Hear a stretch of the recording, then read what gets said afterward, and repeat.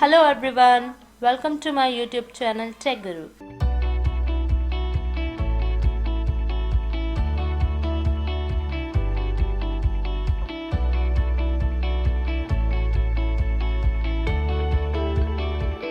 Please click on the like, share and subscribe button.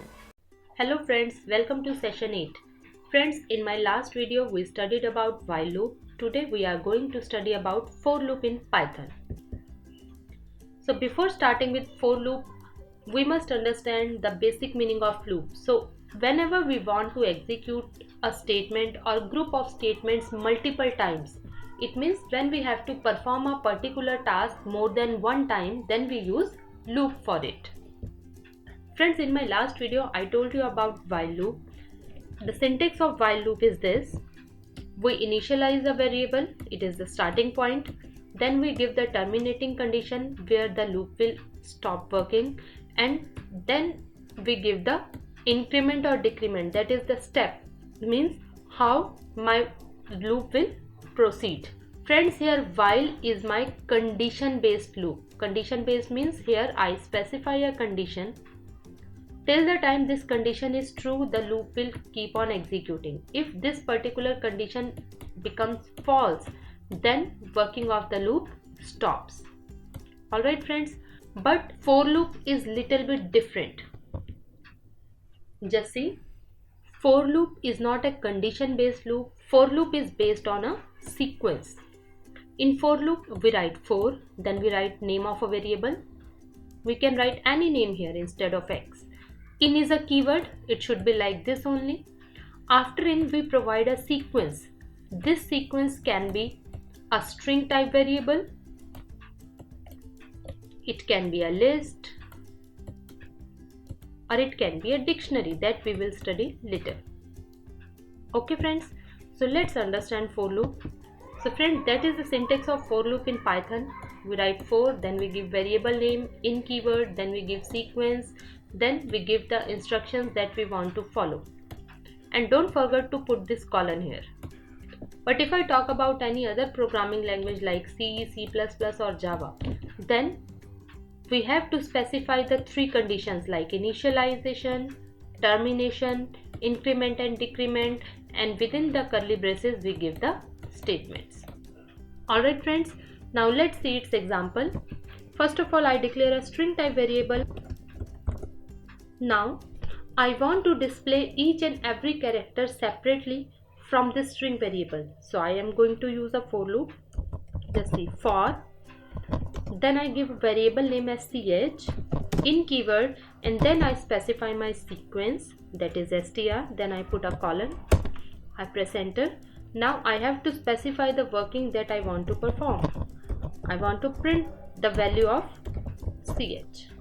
Just see friends, I said for ch in str print ch. It means when this loop executes first time, the value of t will be transferred to ch, then t will be printed. So I will get t. Then this loop will execute second time. Now value of e will be transferred to ch, then e will be printed. Next time c will be transferred to ch. Next time h, then blank space, then g, u, g, u, r, u. So in this way, one by one, each character will be transferred to ch and then it will be printed. Now let's run our program and see the output. Save the program. Now run the program. So friends, see, I am getting each and every character separately here. Alright, let's see one more example of for loop. Friends, here I have declared a list. This list is having 4 different numbers. Now I want to print the values of list separately. So I use for loop. I need a variable like this. So for x in IDs. So this means one by one these IDs will be transferred to x, and now I want to print this x. So I write print x. Save the program. Run the program. Look friends, I got the output. Alright, so in this way we can iterate over different values of list, tuple and dictionary. Friends, with the help of for loop, we can work on a particular range also, as we worked in while loop. For using a range in for loop, we use a range function. Let's see. In Python, range is a function that generates a particular sequence. Like as I have given range 5, it means 0 to 4. By default, the value of range starts with 0 and it goes until less than this number. It means range 5 means starting from 0, then 1, 2, 3 and 4. Because it is 5, so 5 will not be included in the output. Alright. If I say range 1, 5, it means now this 1 is the starting point and 5 is the last point. So my range will be starting from 1 and it will go till less than 5. So it means 1, 2, 3 and 4. Friends, in range function you can also specify the steps. For example, here I have given 1. 1 is the starting point, 10 is my termination and 2 means I have to jump 2 steps. So output of this range function will be 1, 3, 5, 7 and 9. So 2 means steps, right? That's why I jumped from 1 to 3, then 3 to 5. Now let's use the range function in the for loop. For x in range 5. Then I said print the value of x, and outside the loop I am printing by, just to ensure that the loop is ending. Alright, now save the program, run the program. Look, I got the output. Friends, let's understand how it works. Friends, I said for x in range 5, it means I have not given any starting point. So value of x will start from 0. So initial value of x is 0. Then I printed the value of x 0. Loop will continue. Then loop will run for second time. Value of x will become 1. So I got 1. Then x will become 2, 3 and 4. After 4, this for loop will stop because range 5 means 0 to 4. And last, this by message is printed. Now let's change our range function.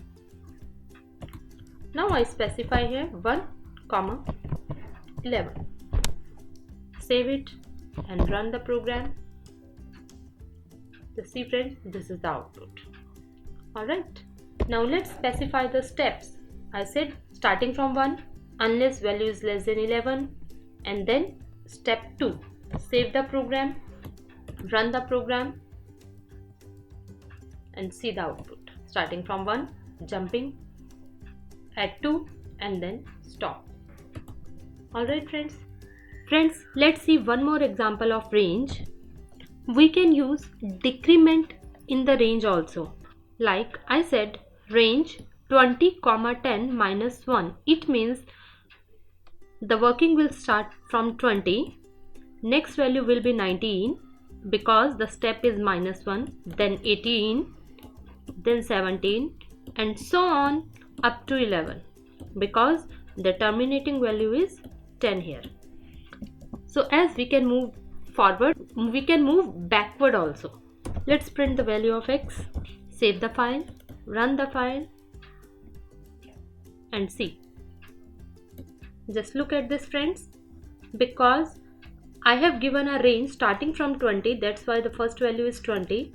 Then I said step is minus 1, that's why I am getting 19, then 18, 17 up to 11. Alright, I have given 10 here, so 10 will not be included in the output. Friends, let's see one example for loop that we want to display the sum of first 10 numbers. So I am starting from 1 and I will go until less than 11. It means 1 to 10. I have to find out the sum, so I have to declare a variable sum and I initialize it with 0. Now I write sum equal to sum plus x. Alright, outside the loop I am printing the value of sum. Now I save the program. Now run the program. Just see, I got 55. Let's understand how it works. I initialized sum equal to 0. Then I put a loop for x in range 1 to 11. So right now the value of x is 1. Then I said sum equal to sum plus x. It means value of sum and x will be added and stored in sum. So sum will become 0 plus 1, it means 1. Then loop will execute second time. Value of x will become 2. X will be added to sum. It will be 1 plus 2. Then loop will execute third time for x equal to 3. Then x will be added to sum. Here sum becomes 3. X is also 3. Now loop will execute for x equal to 4. X will be added to sum. Sum is 6. X is 4. So sum has become 10. Now loop will execute for x equal to 5 and so on. So friends, in this way 1 to 10 all the numbers will be added and stored in sum. And outside the loop I am printing the value of sum. So I am getting 55. So friends, that's all about for loop. In my next video we will study about break, continue and pass, and we will also study some more practicals related to loops. So keep watching and please click on the like, share and subscribe button. Thank you.